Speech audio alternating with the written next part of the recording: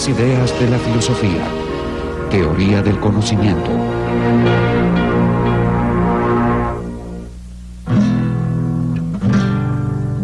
Detente por un momento y piensa en algo que para ti sea cierto, un hecho indiscutible. Por ejemplo, que la lluvia cae del cielo, el nombre de tu madre, que los cisnes son aves, o que Dios existe. Luego piensa, ¿cómo llegué a conocer estos hechos? ¿Dependo de mis sentidos para confirmar que algo sea cierto? ¿Son estos absolutamente confiables? ¿Dependí de alguien más para obtener esta información? En tal caso, ¿cómo obtuvo la información esa persona? Pregúntate a ti mismo, ¿qué significa realmente saber algo? ¿Cómo puedo saber que lo sé? ¿Cuándo puedo estar completamente seguro de que mis creencias sobre el mundo están bien justificadas? ¿Es lo mismo ver que creer?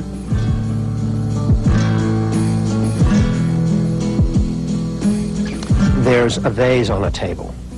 Supongamos que sobre la mesa hay una vasija. Yo miro en esa dirección, pero entre la vasija y yo hay un dibujo muy preciso, o digamos, un holograma de la vasija, y lo que veo en realidad es el dibujo o el holograma.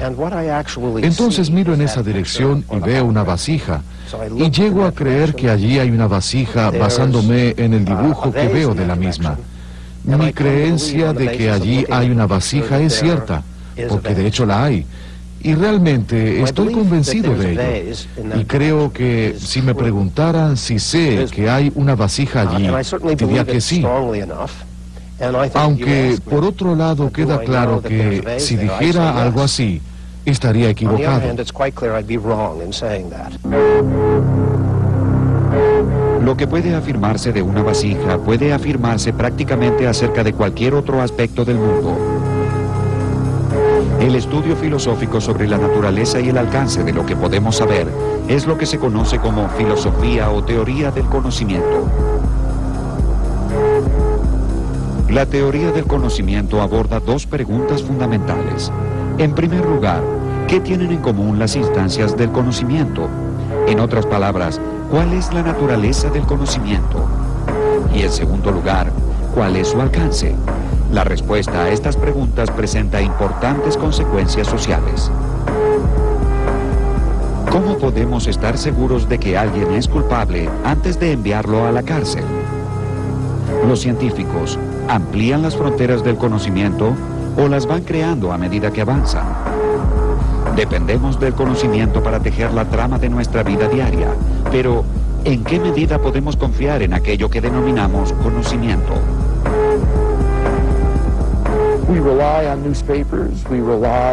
Dependemos de los periódicos, dependemos de la Internet, dependemos de todas estas cosas. Pero, ¿cómo se organizan y cómo se obtienen las fuentes de información? Como bien sabemos, bajo un régimen totalitarista, las personas están expuestas solamente a fuentes de información pública que fueron previamente aprobadas por los dictadores, que eligen a quienes se encargarán de restringir estas fuentes para satisfacer sus propios fines. La primera pregunta con la que debe enfrentarse la teoría del conocimiento es ¿qué queremos decir cuando afirmamos que sabemos algo?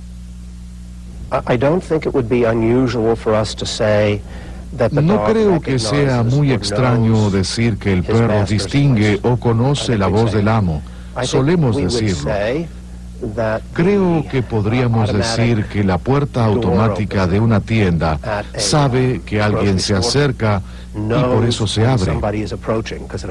Creo que hasta podríamos decir que un animal puede saber cuándo ha habido otro animal en el lugar por el sentido del olfato. Por otro lado, podríamos decir que Newton conocía la ley de gravedad. Y una de las preguntas que surge es, ¿existe algún concepto común del conocimiento que abarque todos estos casos?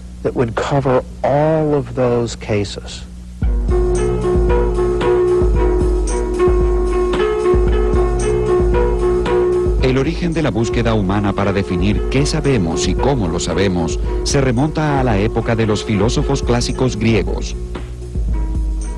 En la República, Platón estudió cómo llevar adelante una buena vida. Y fue esta pregunta aparentemente sencilla la que lo llevó a explorar las bases verdaderas del conocimiento.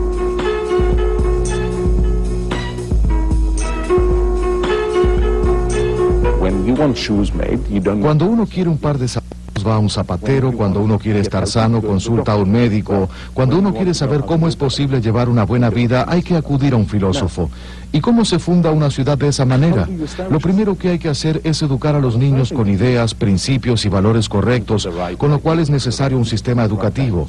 Asimismo, se necesita una filosofía de la educación, pero la filosofía de la educación implica una organización social, y a su vez, para que haya una organización social más una filosofía de la educación, es necesario saber qué aprenderán los niños, y para ello es necesaria la teoría del conocimiento. Para enfatizar que lo que sabemos no debe adquirirse de manera accidental, Platón propuso una analogía en la que se compara el conocimiento con la obra de un artista sumamente habilidoso.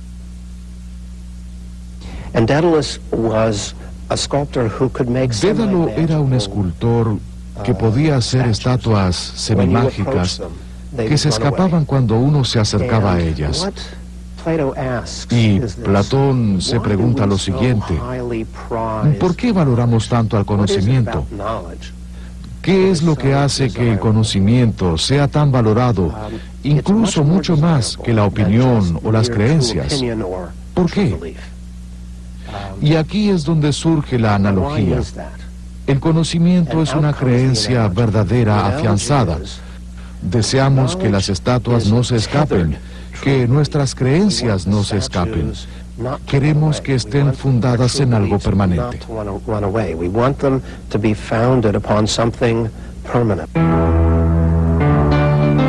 La República también contiene la famosa alegoría de la línea de Platón. Allí sostuvo que el conocimiento puede representarse por un segmento vertical dividido en dos partes desiguales, cada una de las cuales está a su vez compuesta por otras dos de tamaño también desigual.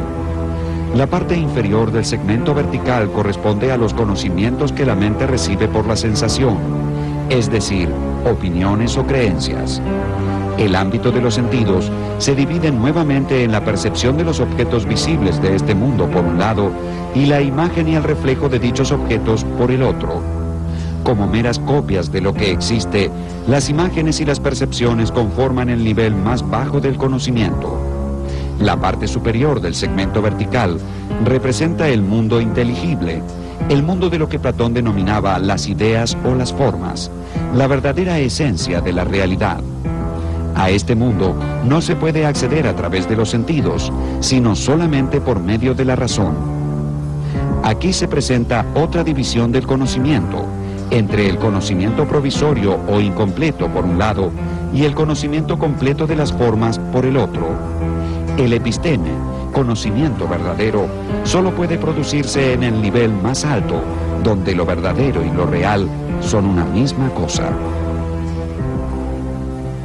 Entonces, en ese sentido, este mundo es falso, no es un mundo auténtico o genuino.